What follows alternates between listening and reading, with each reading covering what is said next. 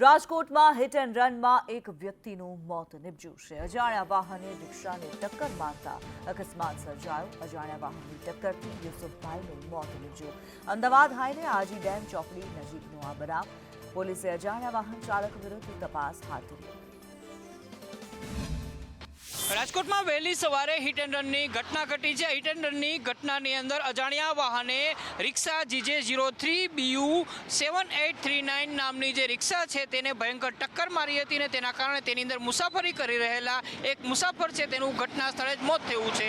આ અકસ્માતની અંદર રિક્ષાના જે ડ્રાઈવર છે તેને પણ ઈજાઓ પહોંચી હોવાની વિગતો સામે આવી છે। હાલ જે મુસાફર હતા તે ગ્રીન લેન ચોકડીથી આગળના રસ્તે એટલે કે અમદાવાદ તરફ જતા અને ગોંડલની વચ્ચે આવતા જે હાઈવે છે તેની અંદર મુસાફરી કરી રહેલા હતા અને એ દરમિયાન જ આ અકસ્માત સર્જાયો હોવાની પ્રાથમિક વિગતો સામે આવી છે।